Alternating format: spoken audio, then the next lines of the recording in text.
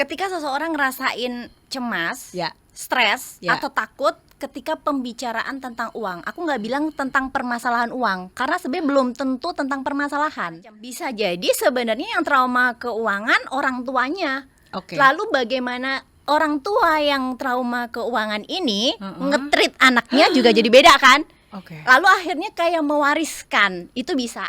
Banyak orang ketika ngomongin tentang 40 plus, rasa-rasanya orang lihat udah nyaman. Iya. Ternyata yang nyaman belum tentu aman. Benar ya, yang nyaman belum tentu aman.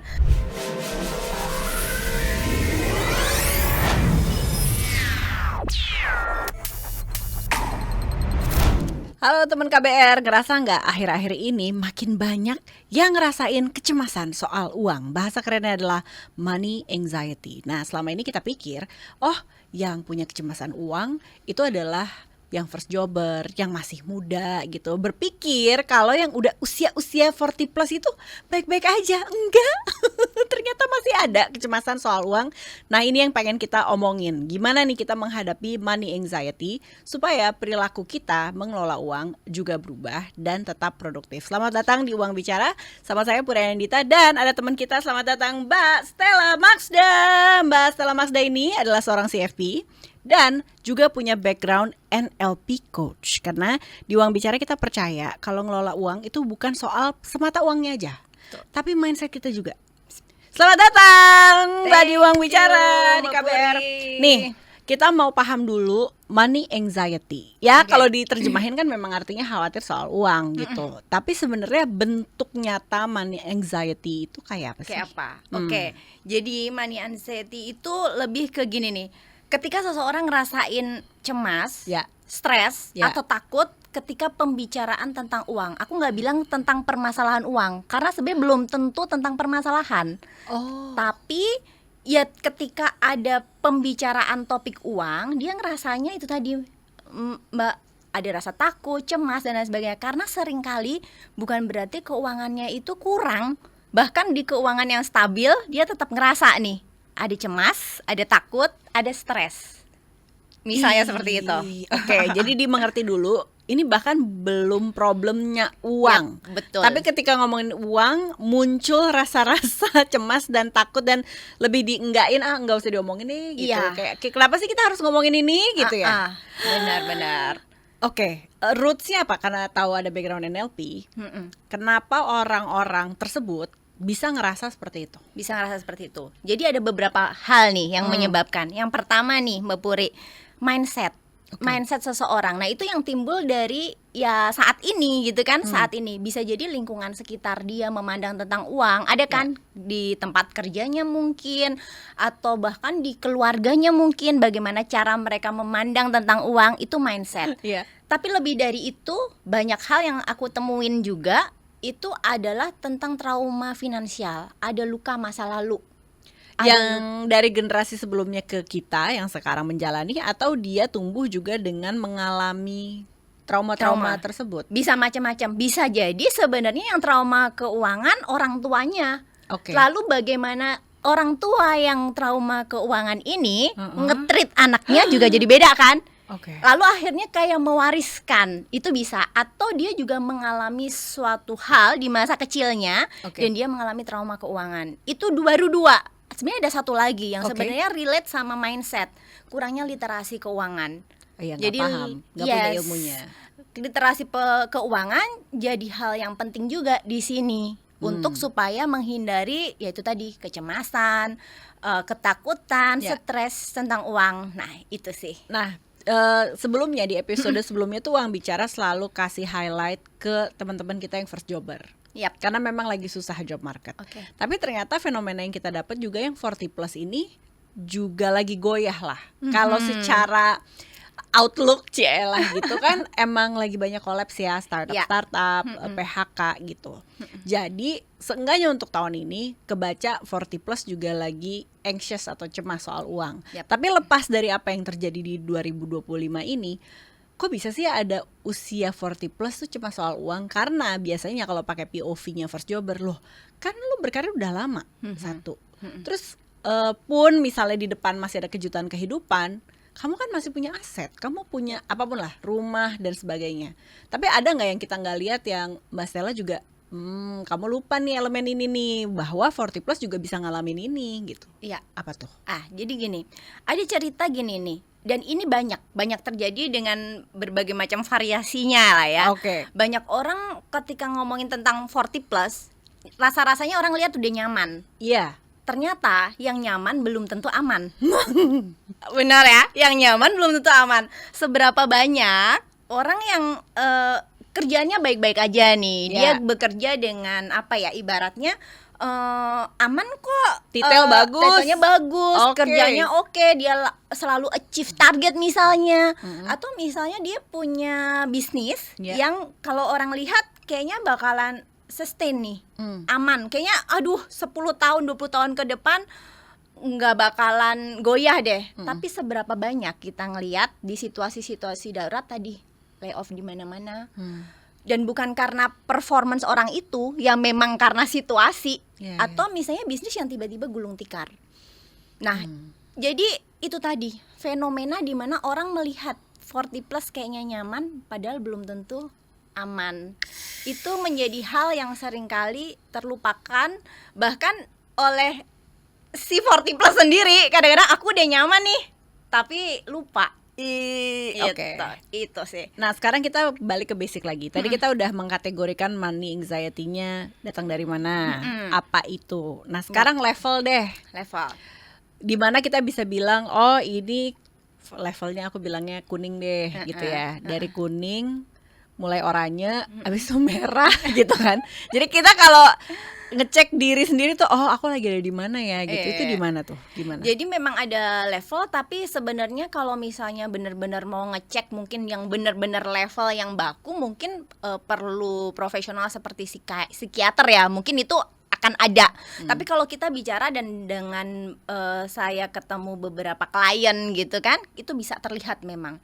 Misalnya nih, orang yang baru dalam level yang ibaratnya masih di inilah ya, masih di rendah lah ya, maksudnya anxiety-nya masih rendah gitu. Oke. Nah, itu biasanya dia sebenarnya tidak ada perubahan apapun dalam dirinya dia, maksudnya dalam secara tubuhnya itu nggak ada perubahan. Tapi ketika ngomongin dia gini lah, dia mau belanja aja yang seharusnya secara logika itu dibanding dengan income-nya dia aman, dia mikirnya bisa berkali-kali harus muter tuh mall, bahkan keluar mall dulu baru balik lagi, misalnya seperti itu.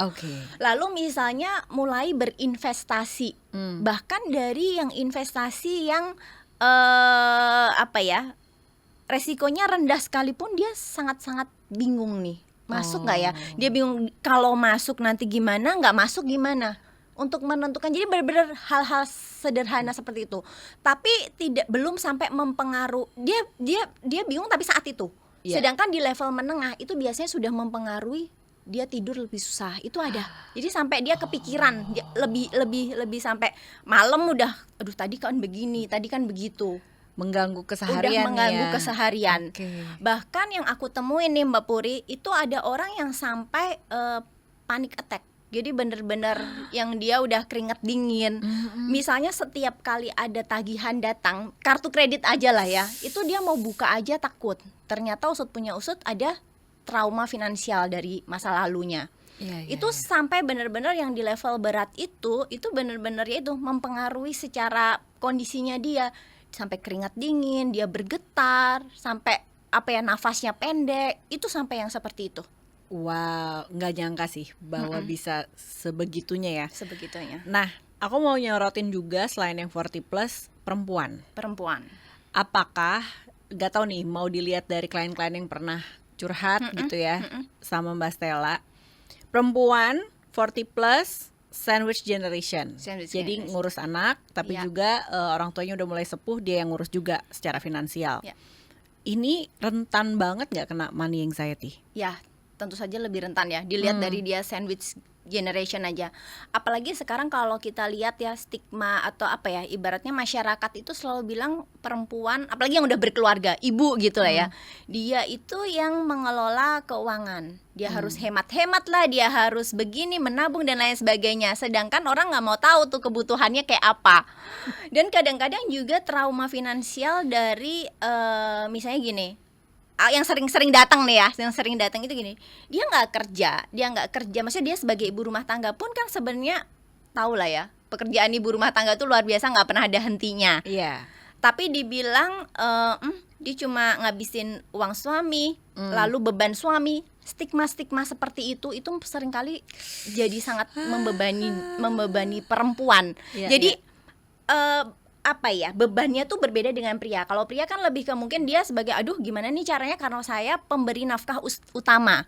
Kalau perempuan itu lebih lebih banyaknya itu sorotan dari sekitarnya, entah dari masyarakat, dari keluarganya dan lain sebagainya. Jadi akhirnya dia perlu ada rasa tanggung jawab yang dimana dia kadang-kadang kalau apalagi dia yang tidak menghasilkan uang makin bingung juga kan. Kalau mungkin dia menghasilkan uang mungkin lebih oke, aku bisa melakukan apa nih lebih. Tapi kalau dia yang benar-benar murni ibu rumah tangga apalagi itu kan dia cuma mengelola dari apa yang dia dapat dari suami. Nah suami, itu kecenderungan potensi lah ya, potensi untuk mengarah ke sana menjadi lebih besar ya. Nih, apalagi sekarang lagi trending kemarin ya, 10.000 di tangan istri bisa jadi dor. Ini bisa triggering juga kayak ekspektasi yang datang dari luar. Ini mungkin maksudnya baik dan bercandaan ya. Tapi kalau kita lagi nggak waras kan kayak tapi dari statementnya Mbak Puri tadi aku mau nambahin nih Mbak apa Puri. nih? Oke. Jadi gini, sering banget jadi obrolan antar sesama perempuan, entah ibu entah perempuan, kadang-kadang gini, gila ya kita cuma beban suami, misalnya kayak gitulah ya. Itu obrolan yang sederhana, yang mungkin yang ngomongin pun bercandaan. Ketika diterima oleh orang yang punya luka masa lalu atau finansial itu kan menjadi beda banget. Iya kan, jadi sama tadi Mbak Puri sampaikan bahwa 10.000 di tangan yang tepat. Nah, itu jadi kita nggak tepat nih, gitu kan kesannya. Jadi itu kan sebenarnya nggak ada patokan yang seperti apa, tapi justru ada orang-orang yang mungkin punya luka finansial atau apapun, jadi ngejudge dirinya makin-makin. Iya. Sebenarnya seperti itu sih. Oke, itu realita perempuan. Sekarang mau cek ke, nah tadi kita udah sempat sentuh sih soal PHK. PHK di usia 40 plus nggak gampang. Dan kita sudah terima dong bahwa sangat mudah kita jadi cemas orang baru kena berita buruk gitu kan. Apa sih langkah paling realistis nih di minggu-minggu awal supaya kita bisa menghadapi si kecemasan soal uang ini dengan lebih sehat? Bukan artinya nol ya, karena kan cemas ada aja gitu. Tapi lebih sehat lah, mengarungi kecemasan itu gitu. Tapi sebelum masuk ke langkah praktisnya gitu lah ya, langkah praktisnya kita perlu lihat lagi begini nih Mbak Puri. Lebih banyak di luar sana itu tadi orang ngerasa kapalnya baik-baik aja, nggak ada lubang sama sekali. Padahal ya lebih banyak kapal karam karena lubang yang kecil, bocor alus gitu kan ceritanya. Nah jadi akan lebih mudah pertama ketika kita mungkin ya wanita 40 plus gitu kan, terus menyadari bahwa oke, saat ini saya nyaman, tapi mana nih segi yang nggak aman, ada potensi-potensi apa nih nggak aman. Mungkin salah satunya kalau bekerja ya berarti salah satu potensinya kan PHK. Orang yang sudah aware akan hal itu biasanya akan lebih bisa menerima dibanding orang yang kayaknya nggak expect bakalan bisa kena PHK gitu. Jadi anjurannya adalah pertama, siapapun dari kita, senyaman-nyamannya kita perlu menyadari bahwa posisi apapun kita ada di titik yang sebenarnya nggak 100% aman. Nah, ketika sudah menyadari ada sesuatu hal yang nggak aman, ada dua tipe manusia nih Mbak Puri. Tipe pertama, ya sudahlah nggak apa-apa, pasrahkan aja pada yang di atas yang nggak amannya. Tapi tipe kedua adalah oke, ada sesuatu hal yang mungkin berpotensi nggak aman, di luar kendali. Apa nih hal-hal dalam kendali kita yang bisa kita lakukan supaya ketika situasi tidak aman itu terjadi, saya sudah siap.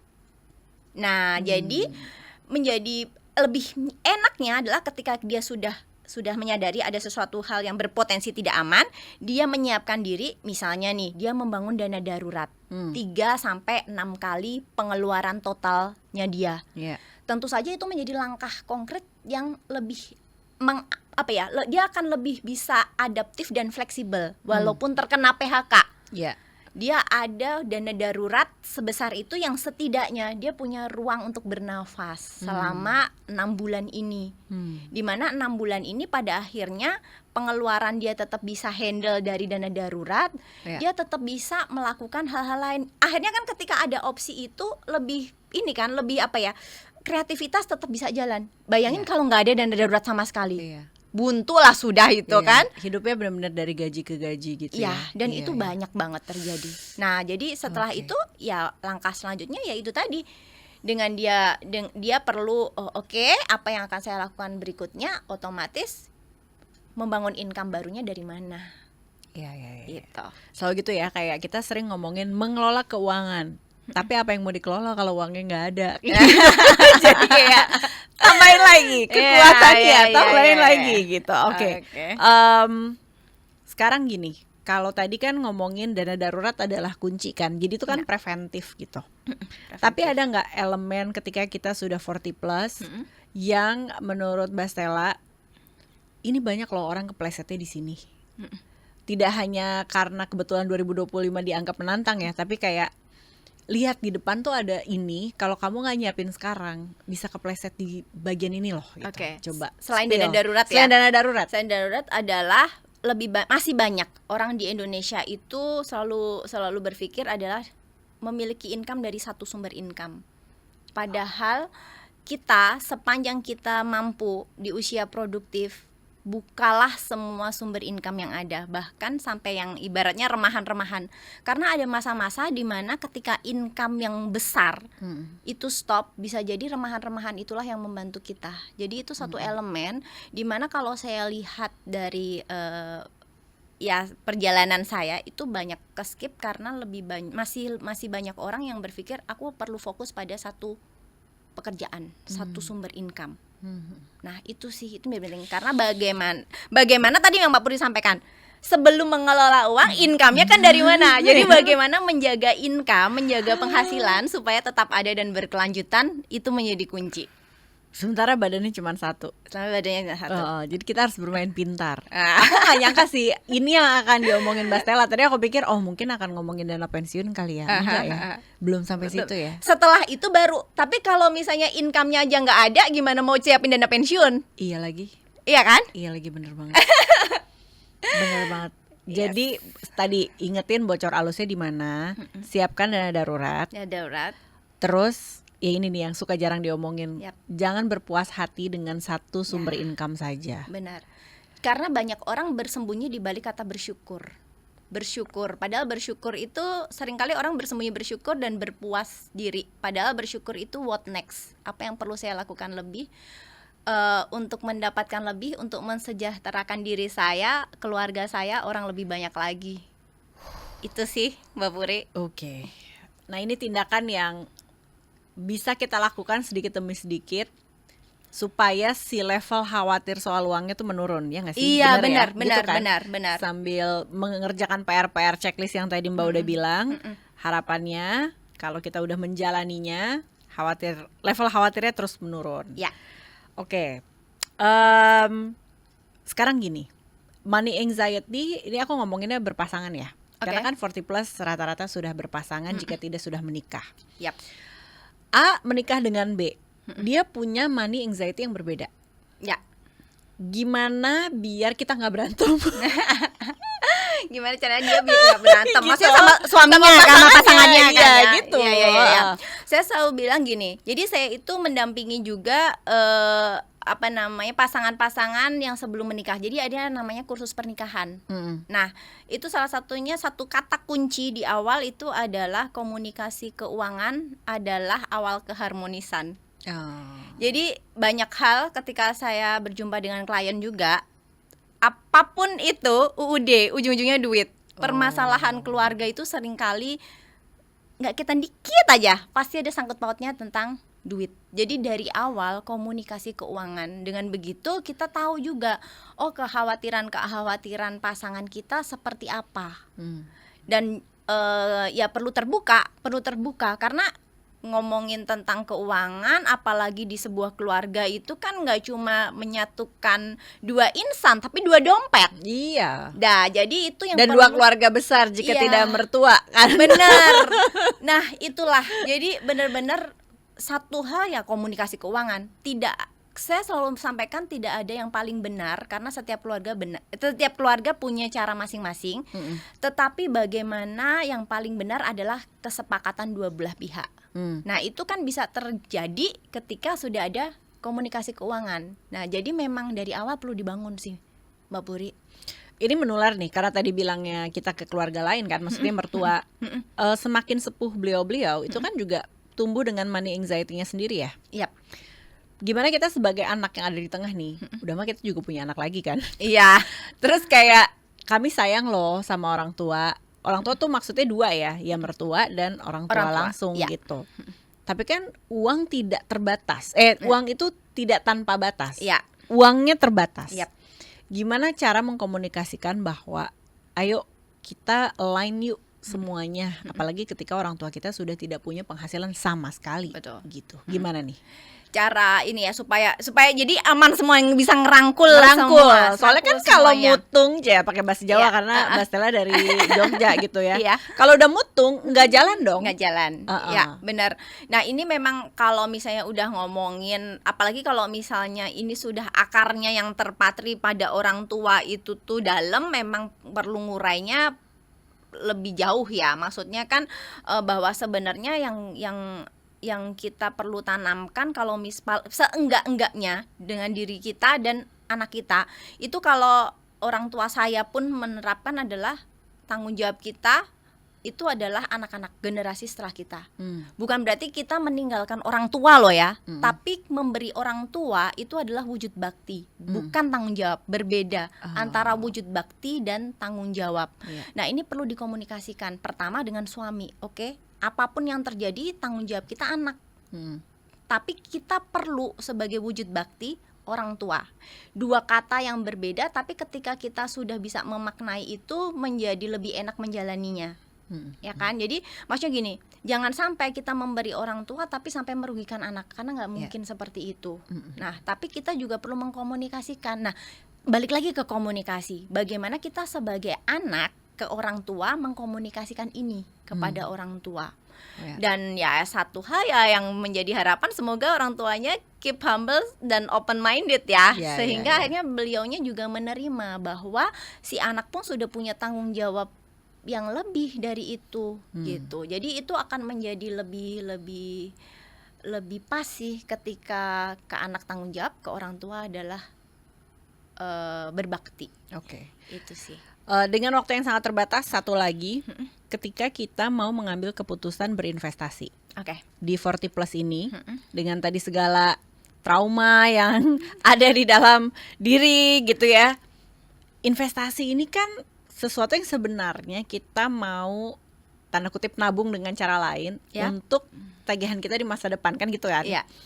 Cuman kayak gitu, iya aku tahu konsepnya harus investasi, tapi kayaknya mendingan nih duit dijadiin anu nggak dibelanjain loh, Mbak, tapi dikonversi menjadi yang masa kini.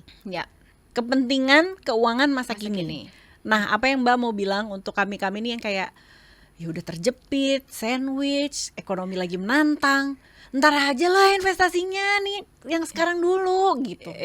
Aku ada 3 kata: sisih, sisa, nikmat. Sisih, sisa, nikmat. Jadi gini, pilihannya hanya 2. Mau dinikmatin dulu, kalau ada sisa disisihkan. Mau dinikmatin dulu, kalau ada sisa disisihkan.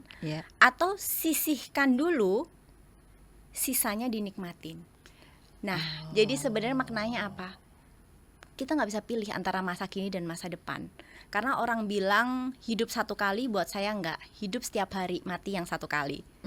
Karena hidup setiap hari, kita tahu kita punya masa kini dan masa depan. Sehingga perlu sisihkan dulu untuk masa depan. Artinya kita perlu punya porsi untuk merencanakan masa depan. Tetapi kita hidup di masa kini, kita perlu menikmati masa kini. Jadi ketika itu kita betul-betul pahami, kita bisa kok memiliki porsi untuk merencanakan masa depan, tapi tetap menikmati hari ini. Itu sih Mbak Puri.